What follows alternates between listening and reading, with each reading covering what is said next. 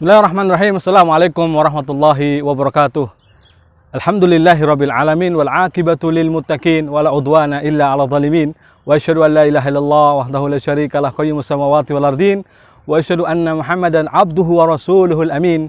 Nabiyina Muhammadin sallallahu alaihi wasallam al-mab'us rahmatan lil alamin wa huwa sayyidul awwalin wal akhirin wa sayyidul mursalin wa ala alihi at-tahirin at-tayyibin wa ashabihi ghuril mayamin wa man tabi'ahum bi ihsanin ila yaumiddin. Amma ba'd.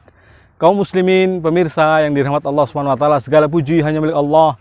Salawat dan salam semoga senantiasa tercurahkan atas junjungan Nabi kita yang mulia, Nabi Muhammad Rasulullah sallallahu alaihi wasallam beserta para sahabatnya, keluarganya dan juga seluruh pengikut beliau sallallahu alaihi wasallam hingga hari kiamat kelak.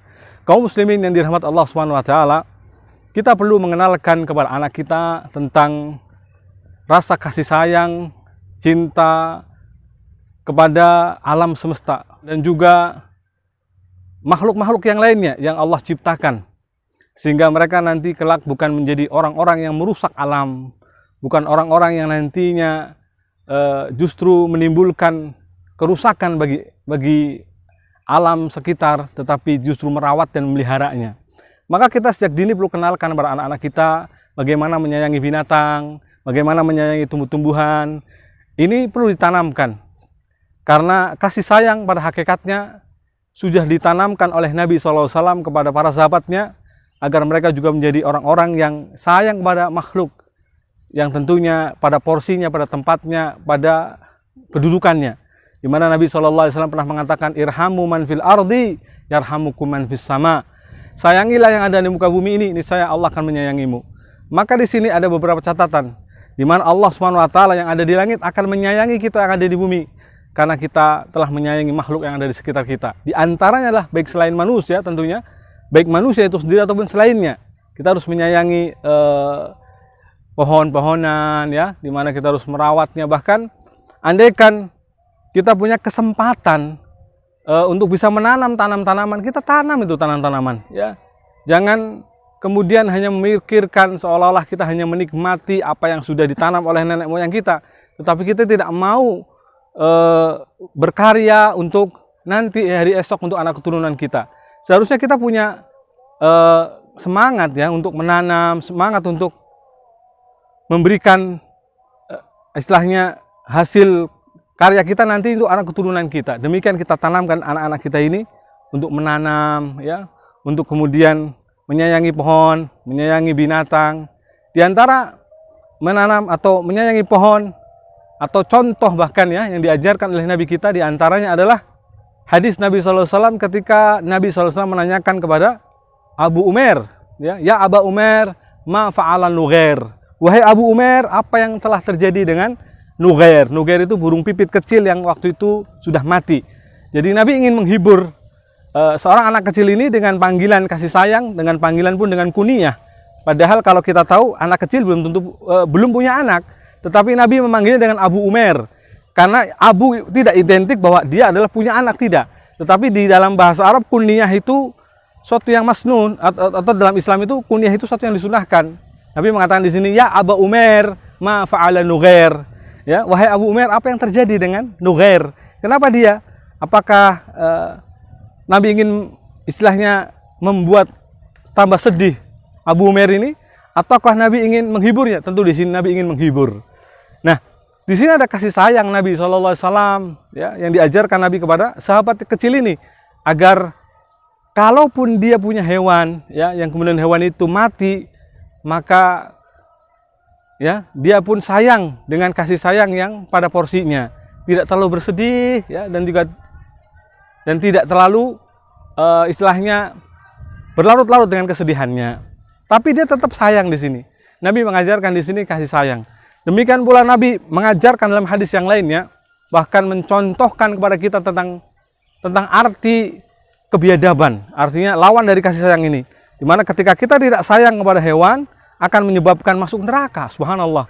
Hadis yang masyhur, ya, udzibat imratun fi hirratin. Nabi mengatakan seorang wanita masuk neraka dengan sebab dia menganiaya atau dengan sebab seekor kucing, ya, dengan sebab seekor kucing. Maka diterangkan ternyata sebabnya adalah dia memelihara kucing tapi menahannya dengan mengikatnya tanpa membiarkan agar kucing ini makan terserah apa yang hendak dia makan dari binatang bumi atau tanah. Nah, inilah berarti ada pengekangan, ada bentuk kezaliman, ya. Maka dengan sebab itu ternyata bisa diadab di neraka. Maka anak-anak kita jangan biarkan ya, asal membunuh semut, membunuh apa saja yang seolah-olah padahal dia tidak menyakiti kita. Nah, anak-anak kita perlu kita ajarkan agar dia tidak menjadi orang yang bengis, orang yang sadis, orang yang kejam gitu ya. Apa saja ditendangnya, apa saja dibunuhnya. Mungkin tanaman lagi bagus-bagusnya main dipetik saja, atau hewan yang lagi lucu-lucunya malah ditendangi. Ini adalah karena mungkin bisa jadi contoh yang buruk ya, yang dia lihat dari tontonannya, yang dia lihat mungkin dari naudzubillah dari orang-orang sekitarnya yang kejam terhadap hewan-hewan. Maka di sini ma'asyiral muslimin ajarkan. Ya, kita ingat dengan hadis. Tentu kita tidak berbicara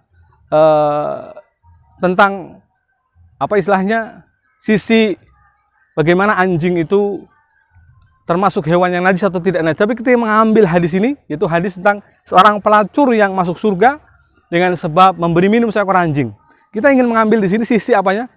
Bahwa rahmat kita, kasih sayang kita kepada binatang itu bisa menyebabkan seorang masuk surga, ya, dengan kasih sayang yang karena timbul dari keikhlasan dari hatinya, kasih sayang yang benar, yang tulus dari hatinya.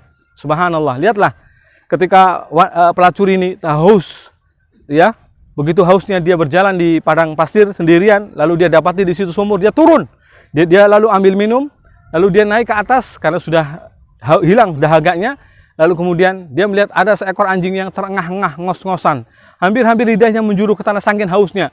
Maka kemudian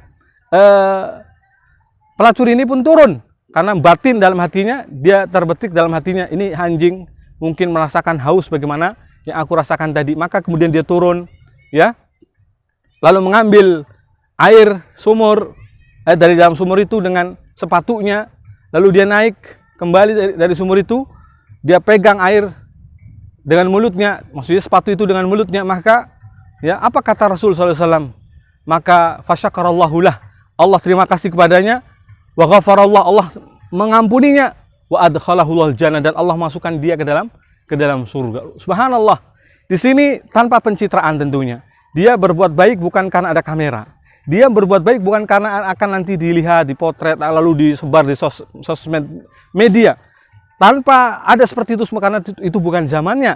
Dan bukan untuk agar dikenal, disebut-sebut di tengah-tengah masyarakat, tidak. Tetapi benar-benar ikhlas di dalam dia menolong, ya, seekor anjing ini. Kita tidak berbicara anjingnya, karena kalau bicara anjing, hewan yang tentu diharamkan, memeliharanya dilarang.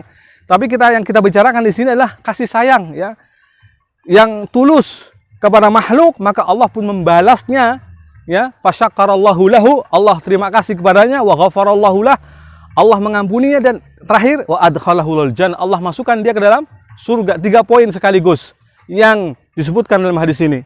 Maka mari kita tanamkan anak-anak kita. Tentunya diantara adalah dengan kita misalkan ketika memberikan air susu gitu ya, seorang umi, seorang ibu harus dengan kasih sayang, bukan karena marah ya, bukan karena dongkol, bukan karena terpaksa memberi air minum, tapi murni karena tulus. Ini anak bukan karena sekedar darah dagingnya saja, tetapi ini adalah amanah dari Allah Subhanahu wa taala. Dia pun mendekatkan anak ke dalam dadanya ya, dengan penuh kasih sayang, dengan penuh kelembutan ya, dan berharap anak nanti besar menjadi anak yang saleh, salehah ya. Dengan kelembutan itu semua mungkin akan tercipta pada anak benar-benar rasa kasih sayang juga yang dia nantinya akan tularkan kepada mungkin teman-temannya, termasuk kepada juga alam sekitarnya. Maka ma'asyiral muslimin, didiklah anak Anda dengan penuh kasih sayang, ajarkan dia kasih sayang, maka insya Allah dia kelak akan dewasa menjadi orang-orang yang menyayangi makhluk, termasuk nanti dalam andaikan dia menjadi pendakwah, menjadi orang yang selalu tersentuh untuk menebarkan kasih sayang pada orang-orang yang memang harus disayangi, baik fuqaranya, masakinnya, atau orang-orang yang mungkin sebenarnya telah terjatuh dalam kubangan maksiat. Dia terenyuh ingin menyelamatkan mereka dengan rasa kasih sayang, bukan karena semata-mata ingin menghakimi, mengatakan mereka pelaku maksiat tidak akan mungkin taubat, tidak, tetapi dia lebih menebarkan rahmat, menginginkan saudaranya agar masuk ke dalam surga Allah Subhanahu wa taala, sehingga dia pun bangkit dalam semangat dakwahnya bukan semata-mata sekedar mengeluarkan hafalan dalil-dalilnya, tetapi semata-mata karena menebarkan kasih sayang di semesta alam ini. Sebagaimana Allah mengutus nabinya, inna arsalnaka rahmatan lil alamin. Sesungguhnya kami mengutusmu wahai Nabi rahmat bagi alam semesta ini. Maka kita sebagai penyambung dakwah Nabi SAW, tentu tidak sesempurna Nabi SAW, tetapi setidaknya kita menebarkan kasih sayang sehingga umat nanti yang ada di muka bumi ini, manusianya, jinnya, hewan-hewannya mendapatkan kasih sayang apa yang kita ajarkan, apa yang kita tebarkan. Wallahu ta'ala wa alam bisawab. Demikian, semoga bisa dipahami. Wassallallahu ala nabiyina Muhammad wa alihi wa sahbihi ajma'in. Walhamdulillahi rabbil alamin. Wassalamualaikum warahmatullahi wabarakatuh.